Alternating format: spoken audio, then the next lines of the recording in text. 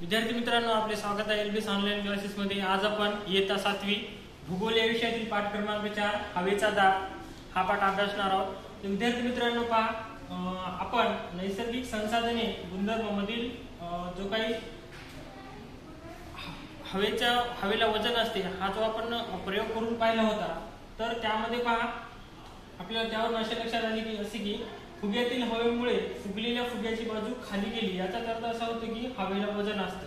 पहा विद्यार्थी मित्रांनो, आपण जर दोन फुगे घ्या, एका फुग्यामध्ये हवा भरा आणि एक फुगा रिकामा ठेवा आणि आपण ज्या पद्धतीनं तुम्हाला तराजू माहित असेल त्या पद्धतीने एक तराजू तयार करा, त्याच्या मधोमध दोरी बांधून आणि दोन्ही बाजूला जर आपण दोन फुगे बांधले तर ज्या बाजूला हवा भरलेला फुगा आहे ती बाजू अशी खाली जाते। तर यावरून आपण असं म्हणू शकतो की हवेला सुद्धा वजन असते। ज्या वस्तूला वजन असते तिचा खालील वस्तूवर दाब पडतो। तर विद्यार्थी मित्रांनो, ज्या वस्तूला वजन असते त्याचा खालील वस्तूवर दाब पडत असतो, त्याचप्रमाणे वातावरणातील हवेचा दाब भूपृष्ठावर पडतो। तर विद्यार्थी मित्रांनो पहा, ज्याप्रमाणे एखाद्या वस्तूला वजन असेल तर तिचा दाब खालील वस्तूवर पडतो, त्याचप्रमाणे वातावरणातील जी हवा असते तिचा दाब हा भूपृष्ठावर पडतो। पृथ्वीवरील या हवेच्या दाबामुळे वातावरणात वादळ, पर्जन्य यासारख्या अनेक घडामोडी होतात, त्याची काही प्रमुख कारणे आहेत। तर विद्यार्थी मित्रांनो पहा, हवेच्या दाबामुळे काय काय होतं? वातावरणात वादळ निर्माण होतात, पाऊस पडतो आणि अशा अनेक घडामोडी घडतात। तर त्याची कारणे काही प्रमुख कारणे आहेत। तर विद्यार्थी मित्रांनो पहा, ही प्रमुख कारणे कोणती आहेत? हवेचा दाब पृथ्वीपृष्ठावर सर्वत्र सारखा नसतो, हवेचा दाब वेळोवेळी बदलत असतो, प्रदेशाची उंची, हवेचे तापमान आणि बाष्पाचे प्रमाण जे घटकही हवेच्या दाबावर परिणाम करतात। तर विद्यार्थी मित्रांनो पहा, हवेचा दाब पृथ्वीपृष्ठावर सर्वत्र सारखा नसतो, म्हणजे हवेचा दाब हा तापमानानुसार बदलत असतो आणि तो प्रत्येक ठिकाणी वेगवेगळा असतो। हवेचा दाब वेळोवेळी बदलत असतो आणि हवेचा जो दाब आहे तो वेळोवेळी बदलत असतो, तो कायम राहत नाही। प्रदेशाची उंची, हवेचे तापमान आणि बाष्पाचे प्रमाण हे घटकही हवेच्या दाबावर परिणाम करतात। आणि पहा, तो प्रदेश उंच आहे, सखोल आहे आणि हवेचे तापमान आणि त्या वातावरणामध्ये बाष्पाचे प्रमाण किती आहे हे घटक हवेच्या दाबावर परिणाम करत असतात। प्रदेशाची उंची व हवेचा दाब। तर पहा, हवेतील धूलिकण, बाष्प, जडवायू इत्यादी घटकांचे प्रमाण भूपृष्ठालगत जास्त असते, उंची वाढत जाते तसे हे प्रमाण कमी होते, म्हणजे भूपृष्ठापासून जसजसे उंच जावे तसतशी हवा विरळ होत जाते, परिणामी हवेचा दाब उंचीनुसार कमी होतो। तर विद्यार्थी मित्रांनो पहा, हवेमध्ये धूलिकण असतात, बाष्प म्हणजे पाण्याचे प्रमाण असतात, काही जडवायू असतात। तर याच्यामुळे काय होते? भूपृष्ठालगत जास्त असतं, उंची वाढत जाते तसे हे प्रमाण कमी होते, म्हणजे जशी उंची भूपृष्ठावर हे प्रमाण जास्त असते, धूलिकण, बाष्प, जडवायू, पण जसं आपण उंच जाऊ तसे यांचं प्रमाण कमी होतं, म्हणजे भूपृष्ठापासून जसजसे उंच जावे तसतशी हवा ही विरळ होत असते, परिणामी हवेचा दाब उंचीनुसार कमी होतो। म्हणजे जसं आपण उंच जाऊ तसं हवेचा दाब हा कमी होत जातो। हवेचे तापमान व हवेचा दाब। विद्यार्थी मित्रांनो पहा, या ठिकाणी एक ऍक्टिव्हिटी दिली आहे। हवेत उंच जाणारा एक आकाश कंदील घ्या, आकाश कंदिलाला साधारणपणे 5 मीटर लांबीचा साधा दोरा बांधा, जेणेकरून तो पुन्हा खाली आणता येईल।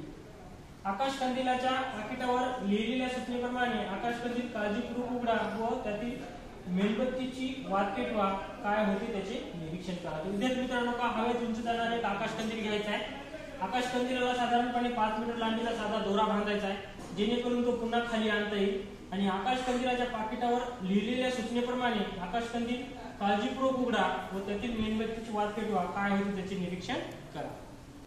काही वेळाने आकाश कंदिलाला बांधलेल्या दोऱ्याने आकाश कंदील खाली उतरून घ्या व त्यातील मेणबत्ती विझवा। विद्यार्थी मित्रांनो, ही जी कृती करायची आहे ती शिक्षक किंवा पालकांच्या उपस्थितीमध्ये मार्गदर्शनाखाली विद्यार्थ्याकडून ती करायची आहे, तुम्ही स्वतः ती करायची नाहीये। त्यानंतर आता पुढील भाग आपण आता पाहणार आहोत। मेणबत्ती पेटल्यावर आकाश कंदील लगेच आकाशाच्या दिशेने वर गेला का? आकाश कंदील वर गेल्यावर मेणबत्ती विझली असती तर आकाश कंदिलाचे काय झाले असते? तर विद्यार्थी मित्रांनो, भौगोलिक स्पष्टीकरण। आकाश कंदिलातील हवा मेणबत्ती पेटल्यावर उष्णतेने गरम होऊ लागते, म्हणजे जी आकाश कंदिलामध्ये हवा असते ती मेणबत्ती पेटल्यावर काय होते? गरम होते। गरम हवा प्रसरण पावते, हलकी होते व वरच्या दिशेने जाऊ लागते। तर परिणाम काय होतो? गरम हवा प्रसरण पावते, हलकी होते आणि वरच्या दिशेने प्रसरते, त्यामुळे आकाश कंदील आकाशाच्या दिशेने उचलला जातो आणि निसर्गात सुद्धा असंच घडत असतं। तापमान व हवेचा दाब यांचा जवळचा संबंध आहे, जेथे तापमान जास्त असते तेथे हवेचा दाब कमी असतो। पहा, तापमान आणि हवेचा असा संबंध आहे जिथे तापमान जास्त असते तिथे हवेचा दाब कमी असतो. जास्त तापमानामुळे हवा गरम होते, प्रसरण पावते आणि हलकी होते. जमिनीलगतची अशी हवा आकाशाकडे वर जाते, त्यामुळे सदर प्रसरित हवेचा दाब हा कमी होतो. विद्यार्थी मित्रांनो, ज्या ठिकाणी तापमान जास्त असते तिथे हवेचा दाब कमी असतो. जास्त तापमानामुळे हवा गरम होते, प्रसरण पावते आणि ती हलकी होते. जमिनीलगतची अशी हवा आकाशाकडे वर जाते, त्यामुळे सदर प्रदेशातील हवेचा दाब हा कमी होत असतो. तापमानाचे पट्टे आणि हवेचे दाब पट्टे यांचा परस्परांशी संबंध असतो, परंतु तापमानाच्या पट्ट्यांचा अक्षवर्ती विस्तार जास्त असतो तर हवेच्या दाबांचे पट्टे कमी रुंदीचे असतात. विद्यार्थी मित्रांनो, आकृती 4.2 ब मध्ये तर हे तापमानाचे पट्टे आहेत आणि तापमानाचे पट्टे या ठिकाणी विषुववृत्त आहे, इथं उष्ण कटिबंध आहे, इथं समशीतोष्ण कटिबंध आहे आणि इथं शीत कटिबंध आहे. तसंच पहा, इथं समशीतोष्ण कटिबंध आहे आणि इथं शीत कटिबंध आहे. त्यानंतर पाहत आहे पृथ्वीवरील हवादाबाचे पट्टे आणि ध्रुवीय वारे. तर या ठिकाणी पहा, हा मध्य अक्षवर्ती जास्त दाब पट्टा आहे, हा विषुववर्तीय कमी दाब पट्टा आहे. त्यानंतर हा मध्य अक्षवर्ती जास्त दाब पट्टा आहे, त्यानंतर उपध्रुवीय कमी दाब पट्टा आहे, इथे सुद्धा उपध्रुवीय कमी दाब पट्टा आहे आणि हे ध्रुवीय वारे. तर विद्यार्थी मित्रांनो, या दोन्ही आकृत्याचा जर आपण एकत्र अभ्यास केला तर या ठिकाणी पहा, इथं उष्ण कटिबंध आहे म्हणून इथं विषुववर्तीय कमी दाबाचा पट्टा आहे. त्यानंतर इथं समशीतोष्ण कटिबंध आहे म्हणून अतिउष्ण जास्त दाबाचा पट्टा आहे. म्हणजे जिथं तापमान जास्त तिथं दाब कमी आणि जिथं तापमान कमी तिथं जास्त दाबाचे पट्टे असतात. जास्त दाबाचा पट्टा या ठिकाणी समशीतोष्ण कटिबंधामध्ये आढळतो आणि या ठिकाणी शीत कटिबंधामध्ये मध्य अक्षवर्तीय कमी दाब पट्टा या ठिकाणी आपल्याला आढळतो. म्हणजे ज्या ठिकाणी तापमान जास्त असतं त्या ठिकाणी विषुववर्तीय कमी दाबाचे पट्टे हे आढळत असतात. तर विद्यार्थी मित्रांनो, आता आपण आकृतीमध्ये पाहिलं की समशीतोष्ण कटिबंध 23:30 मिनिट ते 734 अक्षवर्ताच्या दरम्यान असतात. त्या मानाने हवेच्या दाबपट्ट्यांचा अक्षवर्ती विस्तार मर्यादित असतो, सर्वसाधारणपणे तो 10 अक्षवर्त इतका असतो. तर पहा विद्यार्थी मित्रांनो, समशीतोष्ण कटिबंध 23:30 मिनिट ते 60:30 मिनिट या अक्षवर्ता दरम्यान असतात. त्या मानाने हवेच्या दाबपट्ट्यांचा अक्षवर्ती विस्तार मर्यादित असतो, सर्वसाधारणपणे तो 10 अक्षवर्त इतका असतो. तापमानाच्या असमान अंतराचा परिणाम हवेच्या दाबावर होतो, त्यामुळे पृथ्वीवर विषुववृत्तापासून दोन्ही ध्रुवांच्या दरम्यान 30 समांतर दिशेत हवेच्या कमी व जास्त दाबाचे पट्टे निर्माण होतात. हे आपण आकृती 4.2 मध्ये अभ्यासलेले आहे.